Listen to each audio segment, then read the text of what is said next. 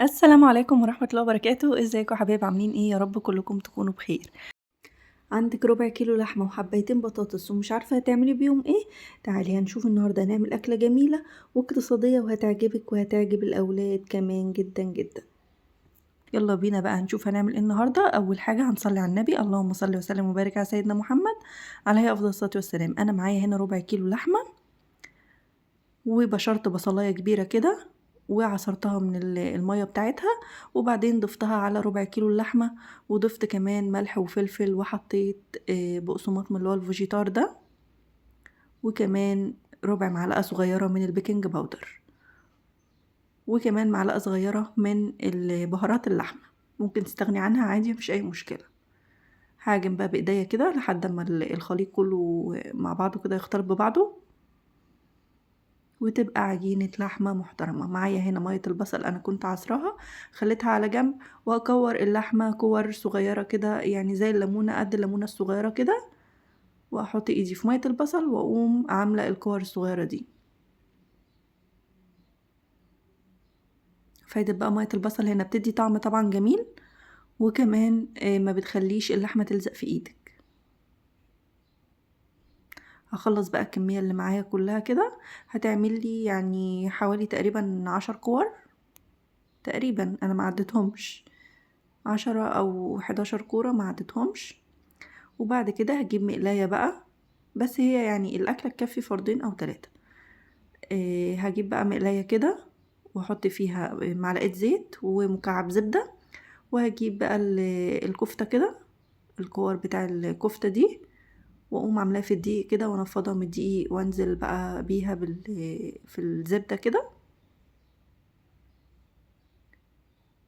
هنعمل كل كمية بالطريقة دي كده، بتبقى طعمها جميل. ممكن تنزلي الكفتة اللحمة من غير دقيق، بس انا بفضل ان هي تنزل بالدقيق. اولا بيديلها لون كويس جدا، وكمان ما بيخلاش تلزق في المقلاية يعني. اهو هخليها بقى تاخد لون كده من جميع الجوانب لحد ما تاخد لون الشواء كده، اهو بالمنظر ده كده. وبعد ما تاخد اللون ده كده هطلعها من جميع الجوانب كده، اهم حاجة. هما تقريبا 11 واحدة، مش معدتهمش برضه. المهم يعني بعد ما طلعتها كده خلاص، انا كنت مخرطة بصلة كده قطع صغيرة، ومكان الكفتة هنزل البصلة دي تاخد تشويحة كده في الزبدة والزيت، لونها بس يعني يا دوبك يصفر، انا مش عايزاها تحمر خالص، لونها يبقى ذهبي كده وحلو.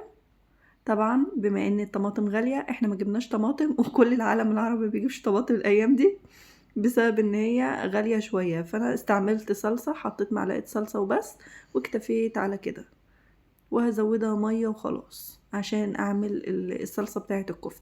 الكفتة دي مش داوود باشا سادة كده، لا انا هعمل فيها قطع بطاطس بتديلها طعم جدا. اهو زودتها مية كده، شايفين المعلقة الكبيرة دي مش هتشوفها عند حد غير عندي بس. اهو حطيت بقى المية وبعد كده زودت الملح والفلفل، دول التوابل اللي حطيتهم، بس ملح وفلفل ورشة سكر كده عشان الحموضة بتاعة الصلصة، بس كده. وحطيت بقى قطع البطاطس، دول بطاطسيتين وسط يعني مش كبار قوي. نزلت كده قطع البطاطس بقى في الصلصة دي، هتتسبك بقى معاها كده مع نفسها، وبرضو هضيف كور الكفتة معايا وهغطي عليها النار. لو نشفت شوية زوديها شوية مية سخنين برضو، وهغطي عليها بقى لحد ما تستوي معايا. اول ما تبدأ تغلي هدي عليها شوية.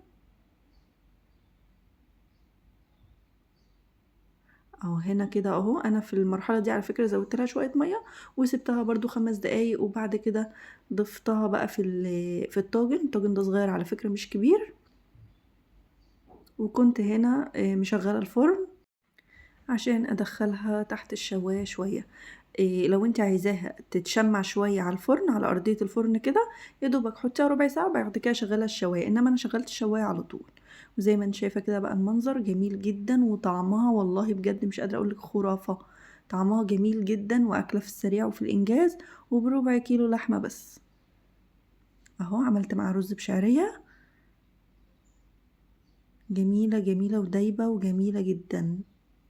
لو انت محتارة هتعملي ايه، هاتي ربع كيلو لحمة مفرومة لو انت افراد اسرتك يعني يعني اسرتك صغيرة مش كبيرة، واعمليها مش هتاخد منك وقت. طعم جميل جدا جدا، هتعجبك وكمان بتعجب الاطفال، وطعم التسبيكة جميلة جدا. طبعا لو متاح عندك طماطم اعملي التسبيكة بالطماطم افضل. شايفين بقى الشكل جميل ازاي، والكفتة عاملة زي المشوية. انا كده خلصت الوصفة بتاعتي النهاردة. لو وصلتي لحد هنا بقى وعجبك الفيديو، يا ريت ما تنسيش الاشتراك وتفعلي زر الجرس عشان يوصلك كل جديد. والسلام عليكم ورحمة الله وبركاته.